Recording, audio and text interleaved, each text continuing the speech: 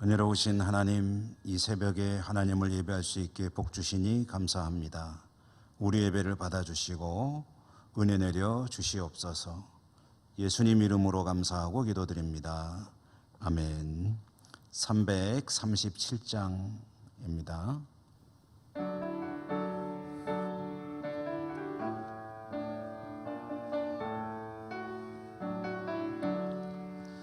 내 모든 시험 무거운 짐을 주 예수 앞에 아뢰이면 근심에 쌓인 날 돌아보사 내 근심 모두 맡으시네. 무거운 짐을 나 홀로 지고 견디다 못해 쓰러질 때 불쌍히 여겨 구원해 주리. 은혜의 주님 오직 예수. 내 모든 괴로움 닥치는 환난 주 예수 앞에 아뢰이면 주께서 친히 날 구해 주사 넓으신 사랑 베푸시네. 무거운 짐을 나 홀로 지고 견디다 못해 쓰러질 때 불쌍히 여겨 구원해 주리. 은혜의 주님 오직 예수. 내 짐이 점점 무거워질 때 주 예수 앞에 아뢰이면 주께서 친히 날 구해 주사 내 대신 짐을 져주시네. 무거운 짐을 나 홀로 지고 견디다 못해 쓰러질 때 불쌍히 여겨 구원해 주리. 은혜의 주님 오직 예수. 마음의 시험 무서운 죄를 주 예수 앞에 아뢰이면 예수는 나의 능력이 되사 세상을 이길 힘 주시네.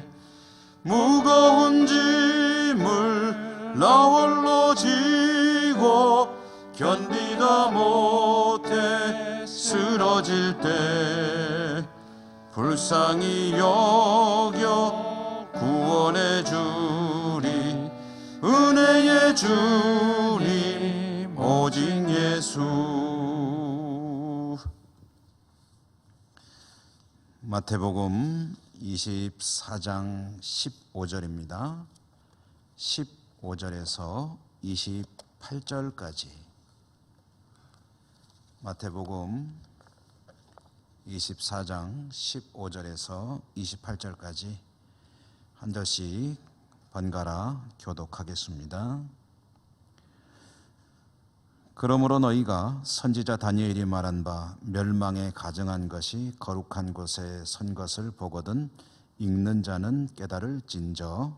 그때에 유대에 있는 자들은 산으로 도망할지어다. 지붕 위에 있는 자는 집 안에 있는 물건을 가지러 내려가지 말며 밭에 있는 자는 겉옷을 가지러 뒤로 돌이키지 말지어다. 그 날에는 아이 벤 자들과 젖 먹이는 자들에게 화가 있으리로다. 너희가 도망하는 일이 겨울에나 안식일에 되지 않도록 기도하라.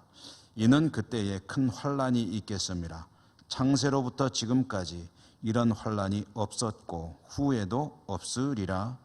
그 날들을 감하지 아니하면 모든 육체가 구원을 얻지 못할 것이나 그러나 택하신 자들을 위하여 그 날들을 감하시리라.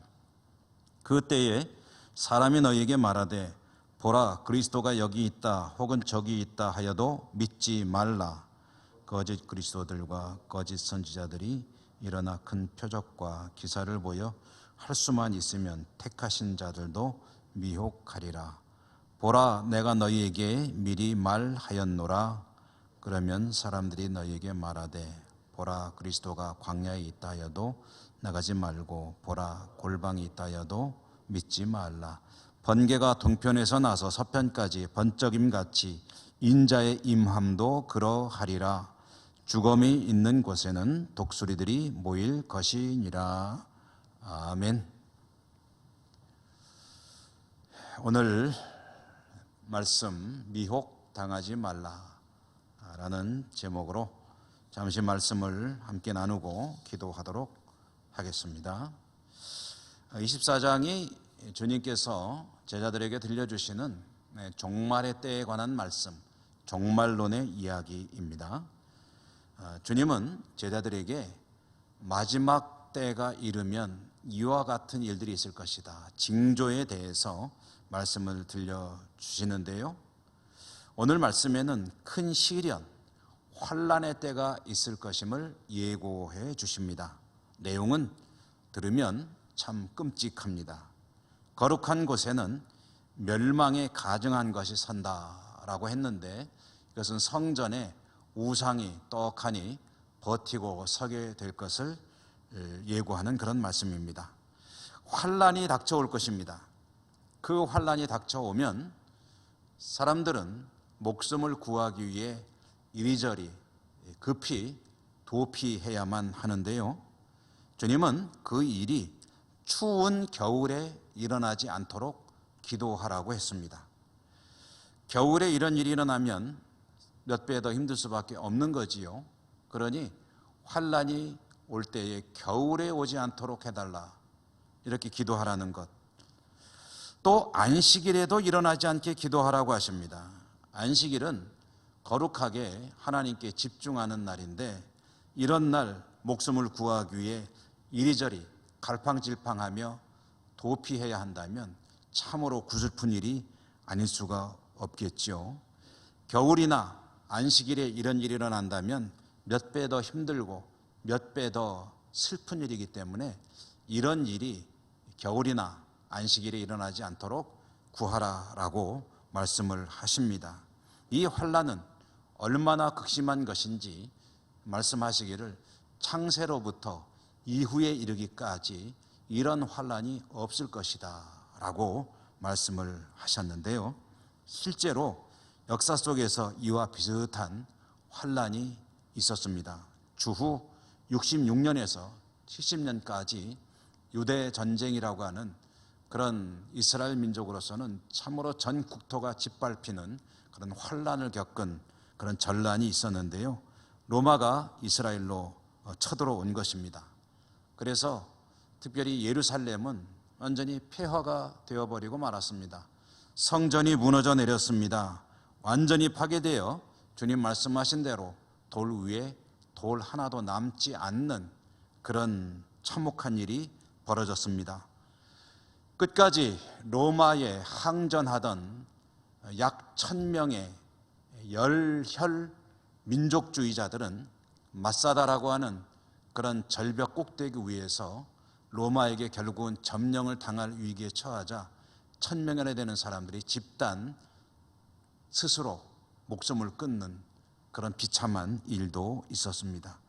이스라엘 역사 속에 가장 슬픈 일 중에 하나가 이때 벌어졌고요, 주님의 예고 속에는 이 이야기들이 들어 있습니다.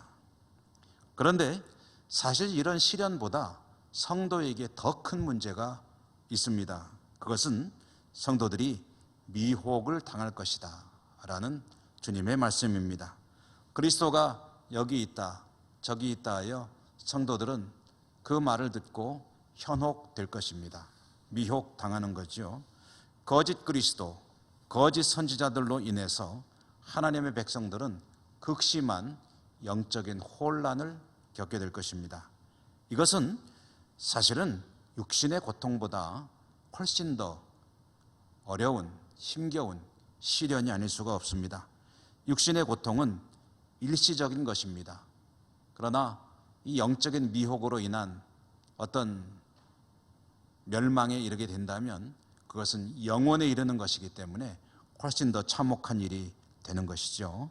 주님은 말씀하십니다. 사람들이 무슨 말을 하여도 믿지 말라. 무엇에 대해서 그리스도가 여기 있다, 저기 있다 라고 하는 말을 한다면 절대로 그 말을 믿지 말라라고 하십니다. 여기 있다, 저기 있다, 언제 온다 이런 말을 절대로 믿지 마라. 주님이 다시 오시는 것, 그것은 여기 있다, 저기 있다, 언제 온다라는 말로 예고할 수 있는 일이 아니다라는 그런 말씀입니다. 역사상 얼마나 많은 주님의 재림 사건이 있었는지 모릅니다. 역설적이죠. 주님이 엄청나게 많이 오셨습니다. 역사상. 그런데 그 모든 재림의 사건은 다 가짜였습니다. 이 가짜에 미혹되어 몸과 마음과 재산과 영적인 파멸에 이른 사람들이 그 수가 얼마나 되는지 알 수가 없습니다. 주님의 재림에 대해서는 다른 것은 아무것도 믿지 말라는 그런 말씀입니다. 주님은 마치 번개처럼 임하신다고 하십니다. 성도들은 적어도 재림에 대해서 미혹당하지 않도록 힘써야 합니다. 섣부른 영적인 호기심으로 거짓 선지자들을 따르는 일을 극히 경계해야 합니다. 하나님의 말씀을 바르게 배우고 건강한 교회를 통해서 건강한 신앙을 세워나가야죠. 공적인 교회를 통해서 신앙생활을 해야만 합니다. 목회를 하면서 가장 염려되고 가장 예민하게 볼 수밖에 없는 일 중에 하나가 바로 이 일입니다. 성도들이 자신의 취향에 맞는다고 이리저리 찾아다닐 때 가슴이 조마조마합니다. 일단 걱정부터 됩니다. 하나님의 말씀을 바르게 가르치기 위해서 애쓰는 여러분의 교회를 통해서 하나님을 알아가고 말씀의 뿌리를 내리고 건강한 신앙생활을 통해서 영적인 미혹에 이르는 일이 없기를 바랍니다. 오늘 하루 이와 같이 말씀으로 승리하는 복된 하루가 되시기를 주님 이름으로 축원합니다. 기도하겠습니다. 하나님 감사합니다. 주님께서 제자들을 염려하여 또 믿음의 사람들을 걱정하여 들려주신 주님의 재림에 관한 말씀을 듣고 있습니다. 저희들이 영적인 미혹에 이르지 않고 건강한 신앙으로 다시 오실 주님을 잘 맞이할 준비라는 복된 성도로 살아갈 수 있도록 인도하시고 축복해 주옵소서. 예수님 이름으로 감사하고 기도 올리옵나이다. 아멘. 하늘에 계신 우리 아버지, 아버지의 이름을 거룩하게 하시며 아버지의 나라가 오게 하시며 아버지의 뜻이 하늘에서와 같이 땅에서도 이루어지게 하소서.